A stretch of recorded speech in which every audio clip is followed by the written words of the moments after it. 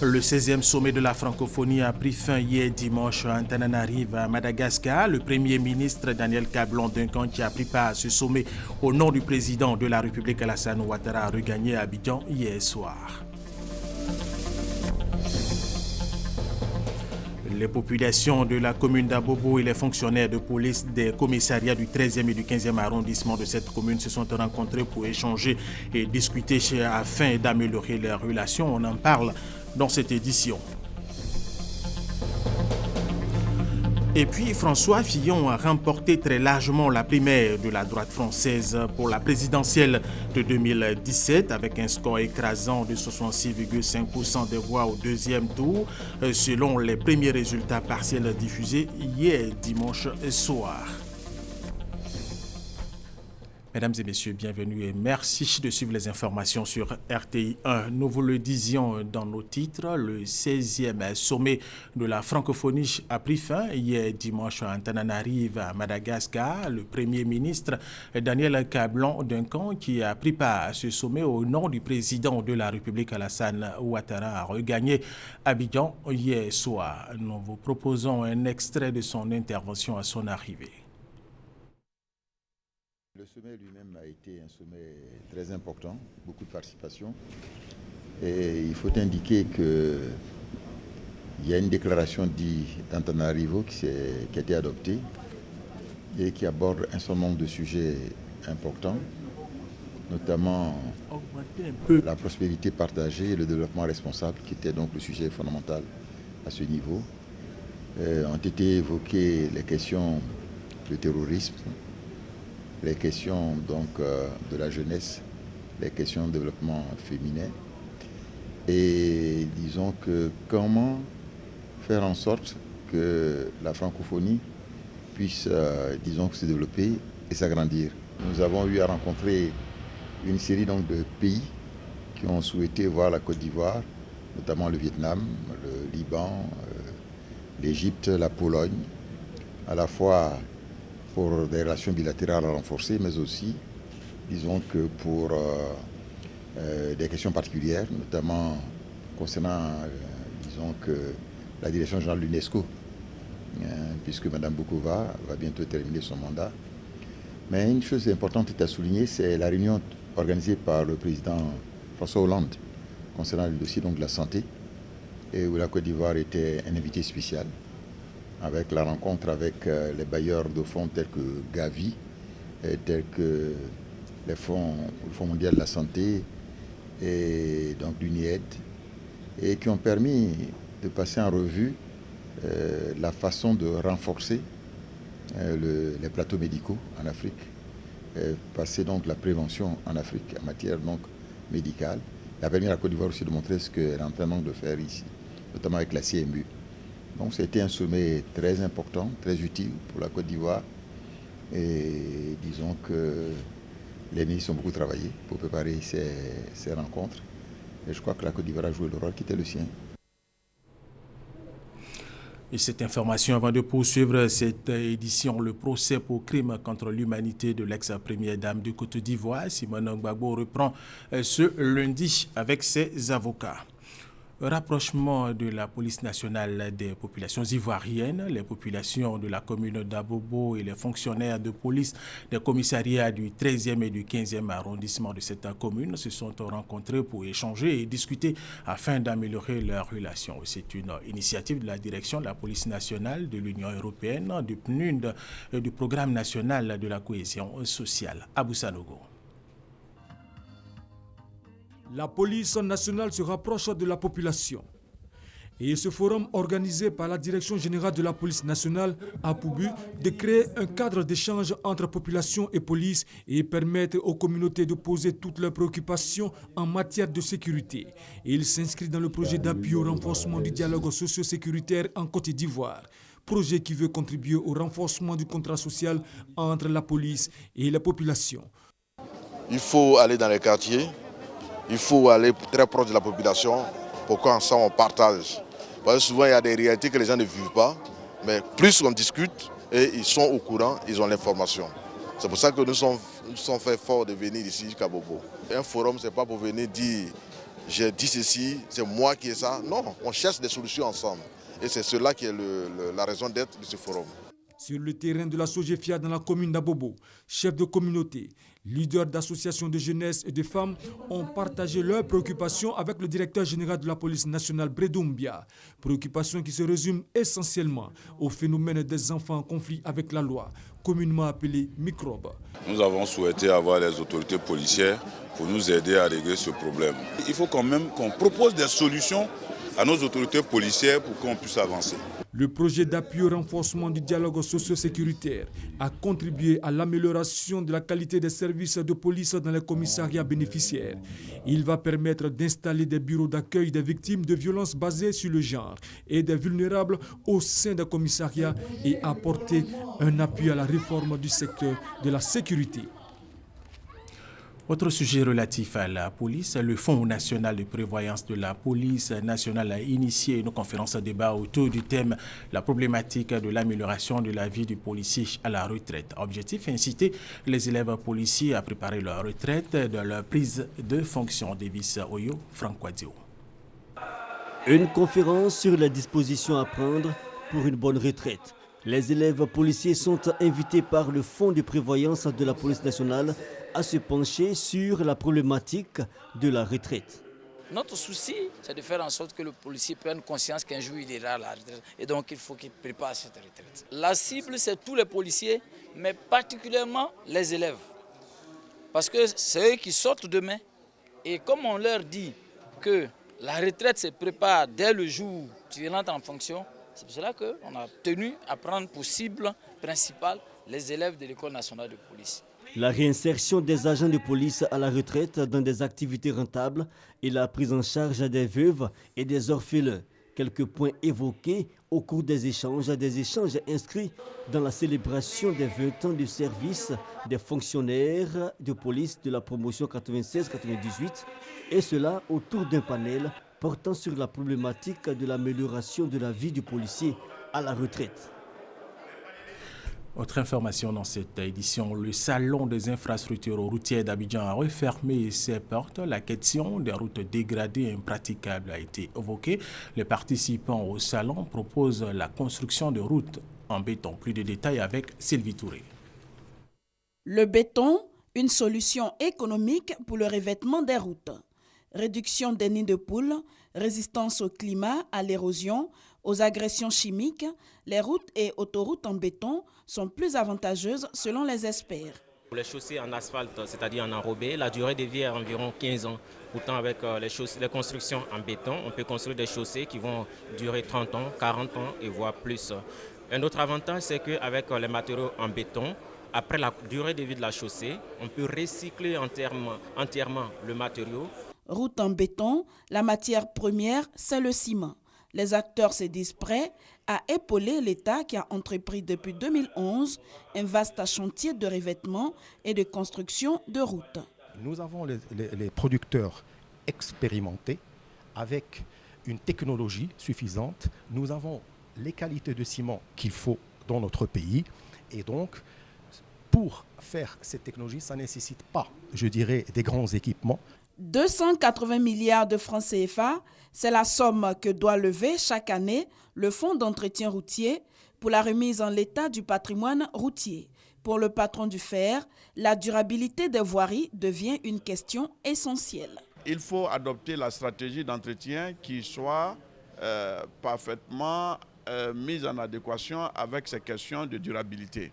C'est pourquoi les contrats pluriannuels à niveau des services semblent bien indiqués et permet de mettre nos entreprises à l'abri d'un certain nombre de manques de financement et des problèmes d'avenant. La Côte d'Ivoire dispose de 82 000 km de routes, premier réseau routier le plus important de la sous-région. Plus de 60% de ces voies sont dégradées. Il faut 4 000 milliards de francs CFA pour les remettre en l'état d'ici à 2020. Les routes en béton, moins onéreuses, ouvrent donc un boulevard vers la concrétisation de cette ambition. L'État de Côte d'Ivoire multiplie ses efforts de bonne gouvernance en vue d'obtenir le MCC, le Millennium Challenge Corporation.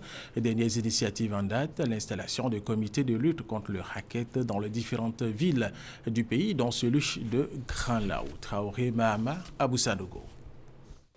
Associer les collectivités locales à la conquête du MCC, Millennium Challenge Corporation, un programme de développement financé par le gouvernement américain et qui pourrait rapporter environ 300 milliards de francs CFA de subventions à la Côte d'Ivoire. Voilà qui justifie la création des comités locaux de lutte contre le racket par le ministère d'État, ministère de l'Intérieur et de la Sécurité. Aujourd'hui, il s'agit de savoir comprendre aux uns aux autres qu'il y a le contrôle de l'administration, de l'autorité hiérarchique, mais il y a le contrôle qu'on appelle le contrôle démocratique, c'est-à-dire la population. Les usagers contrôlent notre action, contrôlent l'action de la police, de la gendarmerie. Aujourd'hui, aucun programme, vous le savez, ne peut se faire sans l'implication et la participation des populations. Et donc, dans le cadre de la promotion de la bonne gouvernance, il faut que les populations soient imprégnées des principes de bonne gouvernance. Dernier comité local de lutte contre le racket installé, celui de la ville de Grand Laou, composé de 25 membres et présidé par le député maire de la ville. Ce comité est représentatif de toutes les couches socio-professionnelles. L'ensemble des membres de ce comité s'engagent à faire en sorte que la mission pour laquelle le comité a été mis en place, cette mission soit accomplie avec beaucoup d'efficacité. Et faire de Grand Laou une des collectivités, pour ne pas dire une des communes, un pilote au niveau donc de la réussite de l'action du chef de l'État en matière de bonne gouvernance, mais aussi en matière de lutte contre le racket. Selon le ministère d'État, ministère de l'Intérieur et de la Sécurité, une dizaine de comités locaux de lutte contre le racket a déjà été installée. L'opération va se poursuivre dans plusieurs autres localités dans les semaines à venir. Des entreprises locales ivoiriennes ont été formées au calcul du coût du capital d'investissement, un calcul indispensable à la bonne santé des économies nationales. Principaux concernés par cette formation, les praticiens des métiers de la finance. Sita Soro. Une économie nationale forte tire en partie son essence de la force des entreprises locales. Ces entreprises ont besoin de maîtriser un certain nombre de données, dont celles relatives au coût du capital d'investissement et ses calculs. Conscient et averti de cette nécessité, le réseau des diplômés de l'International Certificate in Corporate Finance a initié une conférence avec pour thème la détermination du coût du capital dans les économies en voie de développement, le cas de la Côte d'Ivoire. Parce que le coût du capital va nous permettre d'éviter des gaspillages dans des ressources financières qu'on va essayer d'allouer le mieux possible ou le moins mal possible. Et donc il est important de savoir un petit peu comment on fait dans ce domaine quand on travaille dans une direction financière d'entreprise. Cette conférence a été l'occasion pour les financiers et analystes du secteur de renforcer leurs capacités et d'actualiser leurs méthodes de travail. Nous sommes dans une économie qui attire de plus en plus d'investisseurs et un investisseur, il sent une opportunité, il sent des potentialités, mais toutes ces potentialités, il faut quand même avoir des modèles mathématiques, des modèles scientifiques qui puissent leur permettre de fonder leur jugement. On a vu les lacunes qu'on avait dans notre zone en ce qui concerne le calcul du coût du capital. Donc, on a essayé de donner quelques arguments pour nous permettre de contourner ces points d'ombre qu'on avait dans le calcul du coût du capital en Côte d'Ivoire. Ce sont des situations parfois complexes du travail au quotidien, des métiers de financiers qui ont été élucidés. De quoi outiller les entreprises ivoiriennes pour impacter réellement l'économie. Le réseau ICCF Côte d'Ivoire existe depuis janvier 2015 et compte aujourd'hui 147 membres. La commune de Grand Bassam est désormais jumelée à la ville de Palerme en Italie. Le maire de Grand Bassam, Georges-Philippe Ezalé, y était pour signer l'acte de jumelage entre les deux communes. Hugues Hervé Blé. Grand Bassam et Palerme en Italie désormais liés. L'acte de jumelage des deux villes a été signé en Italie par Ezalé Georges-Philippe, le maire de Grand Bassam, et Leoluca Orlando, le maire de Palerme. Cet acte va favoriser la diffusion et la connaissance des produits et des travaux des deux régions, permettre de coordonner et valoriser les relations culturelles, économiques et sociales des deux villes avec différentes institutions publiques. Le jumelage entre Grand Bassam et Palerme, avec ses nombreux axes de coopération, est un atout pour la ville ivoirienne. En Grand Bassam, il y a la mer, il y a la lagune, il y a bientôt une embouchure qui va être ouverte et on veut axer un des atouts de Grand Bassam sur tout ce qui est l'industrie donc, de pêche, la production, la conservation et la distribution donc, de la pêche pour toute la Côte d'Ivoire, en commençant par Abidjan, qui n'est pas très loin donc, de Grand Bassam. Et l'expérience importante donc, du district de pêche nous a été signalée par l'ambassadeur. Nous sommes donc venus pour nous imprégner donc, de cette expérience. Le maire de Palerme, Leoluca Arlando, a indiqué sa joie de voir ce jumelage se concrétiser, ce qui va rapprocher davantage les Italiens et les Ivoiriens. Comme Grand Bassam, Palerme est une ville ancienne entourée d'eau. Ses activités principales, la pêche et le tourisme. Le nouveau gouverneur du district 9101 du Rotary Club, le Sénégalais Aristide Samuel Tino, est en Côte d'Ivoire. Et cela dans le cadre de ses visites aux différents clubs et des 10 pays d'Afrique de l'Ouest qui composent le district 9101. Il s'est rendu après Abidjan à San Pedro. Honorine Kakoubla à Nigori. Au cours de cette visite, le Rotary de San Pedro a posé 2 actes majeurs en présence du sous-préfet de Gabiadi et de toutes les autorités administratives, sanitaires et éducatives de la région.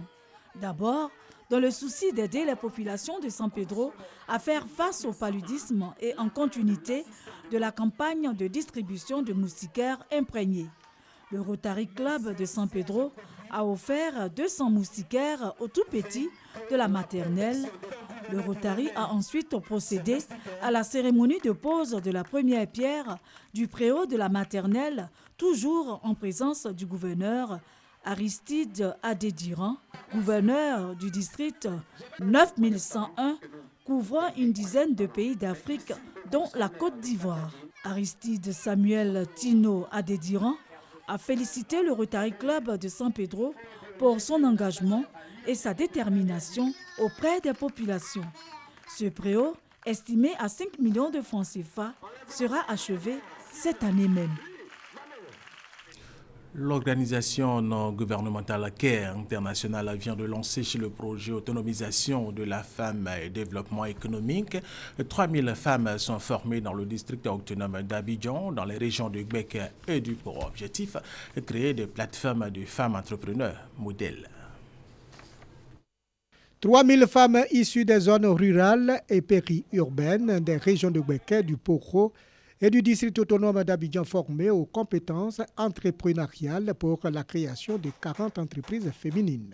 C'est le projet Autonomisation de la femme et développement économique, une initiative de l'ONG internationale CARE qui vise à augmenter le nombre de femmes exerçant une activité productrice et le volume des femmes entrepreneurs. De développer des activités génératrices de revenus qui puissent les conduire à l'entrepreneuriat de manière durable, de sorte à pouvoir avoir des femmes chefs d'entreprise qui ont des responsabilités tant au niveau familial, au niveau économique. La méthode de CARE qui leur permet de vérifier aussi leurs acquis est vraiment très adaptée, donc c'est quand même une très belle chose à voir. Une délégation de CARE s'est rendue à Sinematiali dans la région du Poro pour voir de plus près les villages cibles. Pour ce projet pilote, de Dogogirika à Lokoli en passant par Kloleka, les femmes ne boudent pas leur plaisir à participer à des formations qui feront d'elles des leaders de demain. 6 axes principaux sont enseignés à ces femmes futures chefs d'entreprise, à savoir les idées, les activités, les ressources humaines et sociales, le système d'exploitation, les finances et les stratégies managériales. Le projet Autonomisation de la femme et développement économique de l'ONG internationale CARE concerne 2 pays, la Côte d'Ivoire et la Sierra Leone. Et c'est un reportage de Soro Corona et Kwadjo Kwame, Jean de Dieu Daniel de RTI Boaké. Tout à fait autre chose à présent. Les cadres de Kwasi Kro dans la région de Nzi font preuve de suivi des équipements de développement, donc de la première dame, Mme Dominique Ouattara, aux populations de leur région. Ils viennent de remettre à neuf l'ambulance de la localité fortement endommagée dans un accident de la circulation. Charles Tatou. Les habitants de Kwasi Kro rompent avec l'angoisse d'être victimes d'une crise ou d'un accident qui, faute d'ambulance, aurait pu coûter la vie à certains d'entre eux. En effet, l'ambulance offerte à cette localité par la première dame de Côte d'Ivoire, fortement endommagée suite à un accident de la circulation, a été réparée. Coût global des frais de réparation, plus de 3 millions de francs CFA. Le principal acteur des travaux de rénovation, TIA Vénance, soutient que seule l'unité des cadres donnera la force nécessaire pour l'acquisition des équipements de développement et leur entretien. En effet, le 6 octobre 2015, nous avons bénéficié de dons d'une valeur de 180 millions de francs CFA, dont une ambulance médicale. Malheureusement, un mois après, jour pour jour, cette ambulance a été accidentée. Il était de notre devoir, en tant que fils de terroir, de faire en sorte que cet acte de la première dame ne soit pas perdu et que cela soit rehaussé, revalorisé. Vous voyez à cette cérémonie le nombre de cadres présents. Cela dénote de notre engagement pour le développement de la région. La remise des clés de l'ambulance rénovée aux autorités préfectorales a mobilisé toutes les couches sociales de la ville, heureuses de revoir ce véhicule sanitaire, leur bien commun. Le préfet de Kwasi-Kwasi-Kro a mis à profit la cérémonie pour exhorter les cadres à l'union et l'entente. Chaltatou RTI Bouaké, à l'occasion de la commémoration du décès de la mère du président de la République, Alassane Ouattara, la fondation Adjanamitou Cissé a procédé hier dimanche à la distribution de repas aux malades du CHU de Yopougon. Objectif, rendre hommage à Adjanamitou Cissé, mais aussi donner de l'espoir aux malades et aux personnes en détresse. Connu par Gassoro. Le président et les membres de la fondation Adjanamitou Cissé au centre hospitalier et universitaire de Yopougon, précisément dans les salles d'hospitalisation. Ils sont venus apporter réconfort et espoir à ces malades à travers la distribution de repas froids. Cette action de portée sociale s'inscrit dans le cadre de la commémoration du décès de la mère du président de la République, Alassane Ouattara, en novembre 2005. Rendre hommage à Adjanamitou Cissé, c'est rendre hommage à une grande dame aux vertus immenses, la profondeur même des vertus. Il était important pour nous, dans ce mois de novembre, d'avoir une pensée pieuse pour elle. Nous sommes venus pour essayer de nous réconcilier avec nous-mêmes, avec notre foi intérieure, avec cette spiritualité profonde-là, savoir partager, donner à l'autre, savoir qu'on ne peut pas être heureux seul. Nabi Touré avait à ses côtés le directeur général du CHU de Yopougon et ses collaborateurs, mais également le maire de Tinungwe, commune située à une 60aine de kilomètres de Bouaké. Dans ce monde où il y a beaucoup de souffrance, il faut les encourager à multiplier ces actes-là qui apportent le réconfort, qui apportent le sourire à ceux qui souffrent. Quand vous voulez comprendre que la santé que vous avez, c'est un trésor, il faut venir dans les hôpitaux. Donc venir dans l'hôpital, accompagner les malades, c'est vraiment d'une portée spirituelle inestimable. Les bénéficiaires, eux, n'ont pas manqué de traduire leur gratitude aux donateurs. Je le remercie beaucoup. Je suis content de ça. Je veux qu'ils continuent. Que Dieu bénisse cette fondation et que Dieu leur donne l'envie, afin que là où ils ont enlevé, que Dieu multiplie cela. Selon le président de la fondation Adjanamitou Cissé, le volet spirituel de cette commémoration du décès de la mère du chef de l'État sera célébré dans la ville de Tinongouin le vendredi 2 décembre prochain.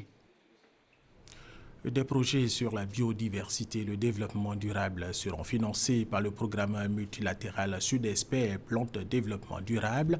Il concerne 22 pays d'Afrique, au nombre desquels la Côte d'Ivoire. Stanislas Serge Kolia nous en parle.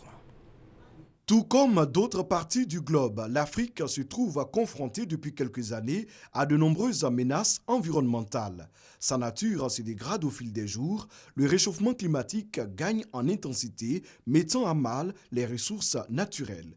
Pour aider le continent à conserver sa biodiversité, le CEP2D, le programme multilatéral Sud-Expert Plantes Développement Durable, a été initié. Le CEP2D, ce programme va permettre d'encourager et de financer des projets de développement durable. Et pour l'ensemble de ces pays, on est en train de lancer des appels à projets qui sont destinés à aider les équipes de recherche, à valoriser la biodiversité, à faire des recherches fondamentales et aussi à apporter un plaidoyer scientifique au nom des pays du Sud pour les grandes conférences internationales sur la biodiversité. Pharmacopée, cosmétique, agrobiodiversité, bref, ce programme qui concerne 22 pays d'Afrique couvre tous les secteurs de la biodiversité végétale. Pour être éligible, il faut d'abord être un chercheur, mais travailler en partenariat avec le monde privé, c'est-à-dire les ONG et les sociétés privées. Et en même temps, avoir un projet en partenariat avec les chercheurs ou les acteurs, disons, des autres pays. Le CEP2D, le programme multilatéral Sud Expert Plante Développement Durable, s'inscrit dans une dynamique internationale. Il va permettre d'appuyer et d'accompagner les communautés scientifiques des pays du Sud selon les recommandations de la 10e conférence sur la diversité biologique à Nagoya, au Mexique.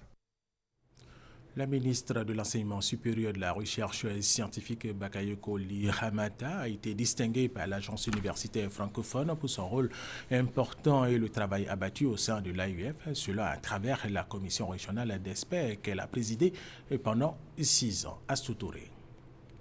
Ce sourire témoigne la grande joie qui l'anime. Ramata Bakayoko Li, ministre de l'Enseignement supérieur et de la Recherche scientifique, a reçu une distinction en reconnaissance du travail qu'elle a abattu en tant que membre du comité scientifique de l'Agence universitaire de la francophonie, AUF, et aussi en tant que présidente de la commission régionale d'experts de 2006 à 2012. Des sentiments de joie parce que cette distinction m'honore. Cette distinction honore la communauté universitaire de Côte d'Ivoire. Cette distinction honore mon département ministériel. Cette distinction honore la Côte d'Ivoire. Je remercie également l'Agence universitaire de la francophonie à travers son recteur parce que j'ai beaucoup appris en matière de gouvernance universitaire, en matière d'analyse et d'évaluation de projets de formation et de projets de recherche au sein de cette prestigieuse institution qu'est l'Agence universitaire de la francophonie. Gemaël Ben Brahim, directeur régional de l'Agence universitaire francophone, l'a aussi félicité pour son rôle essentiel dans la définition de la stratégie régionale de l'AUF.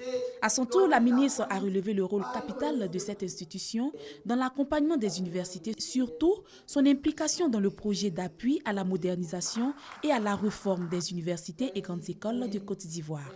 L'Agence universitaire francophone regroupe 800 universités.